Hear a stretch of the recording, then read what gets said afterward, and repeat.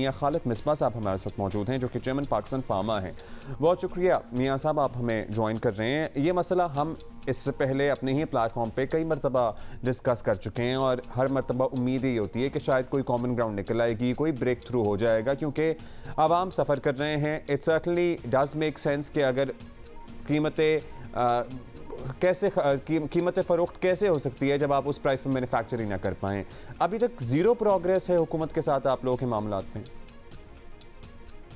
Ji thank you Abdullah ji for highlighting this important issue. आपने सही कहा जी, ये इशू आपके चैनल पे भी और दूसरे चैनल्स पे मीडिया में कई दफ़ा कवर होता रहता है और साल साल कवर से हो रहा है। अनफॉर्चुनेटली ये मसला हल इसलिए नहीं होता कि हमने अपने कवानीन जो 1976 का हमारा ड्रग एक्ट है वो हमने कभी अपडेट नहीं किया in line with international best practices. दुनिया जो कर रही है या कर चुकी है, दुनिया ने जो सीखा है इस इंडस्ट्री में कि किस तरह एक ऐसा बैलेंस क्रिएट किया जाए कि आवाम के लिए भी मेयारी अद्वियात बेस्ट पॉसिबल प्राइसेस में, सस्ती तरीन पॉसिबल प्राइसेस में, और साथ अवेलेबिलिटी भी उनकी जनरल रहे, और साथ साथ इंडस्ट्री भी ग्रो करे, इंडस्ट्री में एम्प्लॉयमेंट आए, इंडस्ट्री से एक्सपोर्ट हो, इंडस्ट्री में इन्वेस्टमेंट आए, इंडस्ट्री भी फले फूले। एक बैलेंस क्रिएट करना पड़ता है। ये गवर्नमेंट की जिम्मेवारी है कि वो ये बैलेंस क्रिएट करे।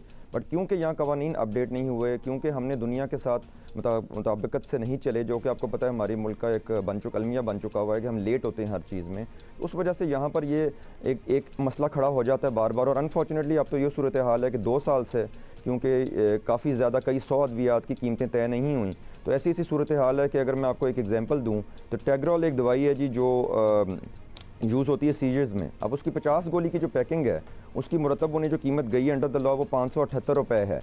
अब वो 578 नहीं तय की गई, उसकी वजह से वो मार्केट में 2500 3000। अब ऑनलाइन फार्मेसी से चेक कर रहे हैं, स्मगल्ड भी मिल रही हैं, इलीगल भी मिल रही हैं, ब्लैक भी हो रही हैं, खुदा न खास्ता जाली भी मिल रही होंगी। इसी तरह हेपरिन और कई 100 हैं। ये तो हम 2 घंटे लिस्ट पढ़ते रहें, लिस्ट ख़त्म नहीं होगी।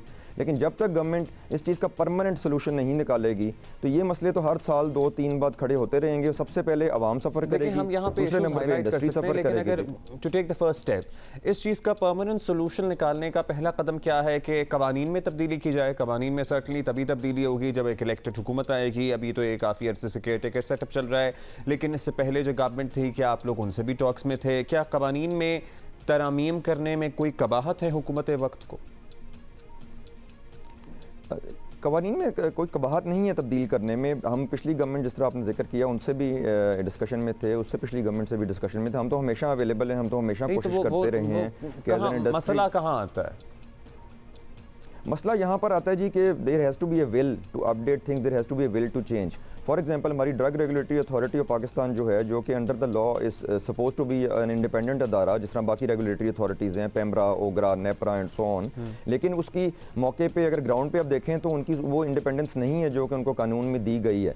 तो इस तरह के एक चीज़ नहीं है, कई चीज़ें हैं। अब आपने जो बात की कि कहाँ पर रुकावट आती है, रुकावट यहाँ पर आती है कि जी पहले विल पैदा करें कि इस चेंज से इम्प्रूवमेंट आएगी। दुनिया ने इस चेंजेस करके कवानीन में दुनिया ने कंट्रोल्ड डी रेगुलेशन करके, जिस तरह फॉर एग्जांपल इंडिया और बांग्लादेश का अगर हम एग्जांपल लें, इंडिया ने जो WHO की, वर्ल्ड हेल्थ ऑर्गेनाइजेशन की जो लिस्ट है एसेंशियल ड्रग्स की, उसके मुताबिक उन्होंने डिसाइड किया जी कि 315 अद्वियात की कीमतें हम कंट्रोल करेंगे, बाकी हम मार्केट फोर्सेस पे छोड़ देंगे। जहाँ पर कंपटीशन आएगा, कंपटीशन की बुनियाद पे ना सिर्फ इन्वेस्टमेंट आएगी इंडस्ट्री में बल्कि बेहतरीन कीमत पे दवाई मुयसर होगी। उन्होंने खुद उसको कंट्रोल करने की कोशिश नहीं की। बांग्लादेश ने तो इससे भी अगला स्टेप लिया, उन्होंने कहा कि जी हम 330 या 340 जो एसेंशियल ड्रग्स हैं हम उनको कंट्रोल नहीं करेंगे, हमारे मुल्क के लिए 125 अद्वियात ही बहुत हैं जिनको हम कंट्रोल करें और बाकी हम मार्केट पे छोड़ दें। ये दोनों मुल्क एग्जांपल हैं जहाँ पर ना सिर्फ इन इकदाम के बाद, कानून में तरामीम के बाद, ना सिर्फ दवाइयों की फरहमी बेहतर हुई है बल्कि कंपटीशन की वजह से जिस दवाई की कीमत भी बेस्ट पॉसिबल लोएस्ट लेवल पर जानी चाहिए वो खुद ब खुद जाती है। जब आप कंट्रोल करते हैं हर चीज़ को, आप कैसे हज़ारों अद्वियात को कंट्रोल कर सकते हैं? ये पॉसिबल नहीं है, ह्यूमनली पॉसिबल नहीं है, किसी भी तरीके से पॉसिबल नहीं है, बिकॉज ये बहुत बड़ा एक बर्डन है। गवर्नमेंट ये बर्डन उठा नहीं सकती। WHO ने, वर्ल्ड हेल्थ ऑर्गेनाइजेशन ने जो essential drug list, critical drug list, life saving drugs कह लें आप उनको, वो बनाई है, वो किसी इस दौर और इस दुनिया में कंट्रोल करने की कोशिश कर रहे हैं। ये कोई दुनिया का तरक्की याफ्ता मुल्क सुनेगा तो शायद उसको हैरानी होगी, लेकिन हुकूमत के तहफ़्फ़ुज़ात क्या हैं कि अगर हम ये खुली छूट देंगे, डी रेगुलेट करेंगे तो नाजायज़ मुनाफाखोरी का सिलसिला शुरू हो जाएगा। यही होंगे ना उनके रिजर्वेशंस? देखिए उनकी रिजर्वेशन, आपकी बात बिल्कुल सही है, यही है कि जी गरीब आदमी पे बर्डन पड़ेगा। देखिए मैं तो सिर्फ ये बात कहूँगा कि हम पूरे गरीब आदमी पे तो अभी भी बर्डन है, उसको तो दवा नहीं मिल रही और जो मिल रही है ब्लैक में मिल रही है। देखिए दवा ना मिलना आपकी बात बिल्कुल दुरुस्त है जी। दवा ना मिलना सबसे बड़ा बर्डन है। खुदा ना ख्वास्ता उसमें ब्लैक मार्केटिंग भी होती है, कीमतें नाजायज़ तौर पे लोग बढ़ा के बेचते हैं, फिर जाली अद्वियात का भी खदशा रहता है और साथ साथ स्मगल्ड और इलीगल अद्वियात भी आती हैं। देखिए, मैं तो इतनी बात कहूँगा, पूरी दुनिया ने जो सीखा है वो ये है कि गरीब आदमी में बोझ को कंट्रोल करने का तरीका क्या होता है। ये 200 यूनिट फ्री बिजली की बात क्यों होती है, सस्ते आटे की बात क्यों होती है। अपने जो गवर्नमेंट हॉस्पिटल्स हैं, गवर्नमेंट का जो हमारा हेल्थ का बजट है वो बढ़ाएं। दुनिया में हेल्थ का बजट 4 से 5% होता है, पाकिस्तान में मुश्किल से 1 से 1.5% होता है। आप ये करें और गरीब आदमी के लिए, जिसके लिए बड़ी ज़रूरी चीज़ है ये जान बचाने की चीज़ें हैं, उनको फ्री प्रोवाइड करें गवर्नमेंट अस्पतालों में जो दुनिया करती है। आप ये फोर्स करके कि कीमतें 2-2 साल ना बढ़ाएं, डॉलर जितना मर्जी महंगा हो जाए, कीमतें 2-2 साल ना बढ़ाएं, बिजली जितनी मर्जी महंगी हो जाए, कीमतें 2-2 साल ना बढ़ाएं, इन्फ्लेशन आपकी 40% से भी ऊपर है। कैसे कोई कंपनी कब तक अपने मुलाजमों को तनख्वाहें भी देगी, कब तक अपने बिजली के बिल भी भरेगी, कब तक वो इंटरनेशनल लेवल पे कम्पीट भी करेगी। कवानीन यहाँ पर वो लागू कर दिए जाते हैं मैन्युफैक्चरर्स के ऊपर जो दुनिया के सख्त तरीन कवानीन है, लेकिन कीमत कौन सी लागू की जाती है जो दुनिया में कहीं भी एग्जिस्ट नहीं करती। अब इस सूरत हाल में तो एक नामुमकिन सिचुएशन है। आपकी बात सही है, गवर्नमेंट को खदशा ये होता है कि बेलगाम ना हो जाएं, ये ना हो कि प्रॉफिट बहुत ज़्यादा होने लग पड़े, लेकिन मार्केट फोर्स से बेहतर मेरे ख्याल में कोई चीज़ नहीं है इसको कंट्रोल करने की। और मैं उसका एक छोटा सा अगर एग्जांपल दूं, वो हमारी गाड़ियों की इंडस्ट्री है।